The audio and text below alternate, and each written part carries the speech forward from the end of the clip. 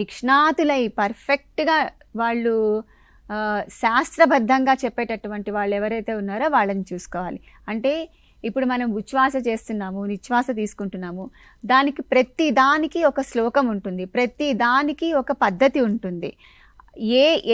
ఎన్నిసార్లు ఎంత నిష్పత్తిలో మనం ఫర్ ఎగ్జాంపుల్ ప్రాణాయామ చేస్తున్నాం, ఎన్ని నిష్పత్తుల లోపల మనం గాలిని తీసుకోవాలి, ఎన్ని నిష్పత్తుల లోపల మనం హోల్డ్ చేయాలి, హోల్డ్ చేసినప్పుడు బంధాలు ఎన్ని కరెక్ట్గా బంధం, మూలబంధ, ఉజ్జాన బంధ, జలాంధర బంధ, 3 బంధాలు కనుక చేసి మళ్ళీ దానిని నిశ్వాస కనుక చేస్తే అది ఒక ప్రాణాయామ క్రియ అవుతుంది.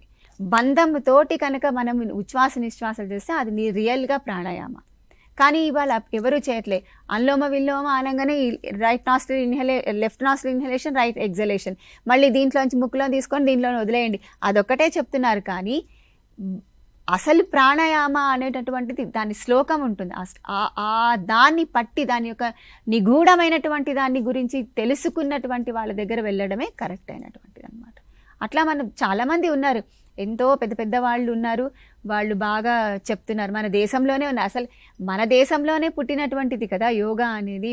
మన ఋషులు, మన యోగులు, మన వాళ్ళు చేసినటువంటిదే కదా ఇది. చాలామంది ఉన్నారు, వాళ్ళని తెలుసుకొని మనం చేయవచ్చు. కానీ నేను ప్రేక్షకులకి ఒకటి విన్నపం చేస్తాను, ఎవ్వరూ కూడా ఆన్లైన్లో యోగా చేయొద్దు. ఎందుకు అనంటే ఆన్లైన్లో కనుక చేసినారనుకోండి, సపోజ్ ఏదైనా ఆసనం చేస్తున్నాము, లేకపోతే ఏదైనా వచ్చింది, ఏదైనా ఇబ్బంది వస్తే నీకు అక్కడ సరి చేయడానికి ఎవరు ఉండరు. ఆన్లైన్లో టీవీలో నుంచి వచ్చి మనం చేయడానికి ఉండదు. అదే నువ్వు గురుముఖత అంటే చెప్పేటటువంటి ట్యూటర్ ఎదురుగుండా కనుక చేస్తే ఏదైనా పట్టుకున్నా, లేకపోతే ఏదైనా ప్రాబ్లం వచ్చినా కూడా వెంటనే దాన్ని రెక్టిఫై చేస్తారు. ముందుకు వంగేటటువంటి ఆసనంలో మనకి ఏమైనా ఇబ్బంది అనుకోండి, వెంటనే దాన్ని కౌంటర్ పోస్ ఇవ్వడానికి అవకాశం ఉంటుంది. అంటే ఆసనాలు వేసేటప్పుడు, యోగా చేసేటప్పుడు కాదు, ఆసనాలు వేసేటప్పుడు మాత్రమే. నేను ఖచ్చితంగా చెప్తాను, ఆసనాలు వేసేటప్పుడు. సో అందరూ ఇంకేదైనా ప్రాబ్లం వచ్చిందనుకోండి, ఇప్పుడు మనకి బీపీ ఉంటుంది, పక్కన ఉన్నటువంటి వాళ్ళు చేస్తుంటారు, మనం కూడా కంటిన్యూస్గా బీపీకి సంబంధించినటువంటివి చేస్తేనే కరెక్ట్ ఉంటుంది. కానీ వాళ్ళు చేస్తున్నారు కదా నేను కూడా చేస్తాను అని అంటే అది విపరీతంగా ఉంటుంది.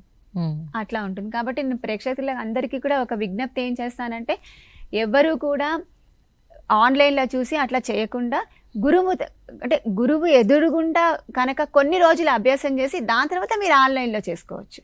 అట్లా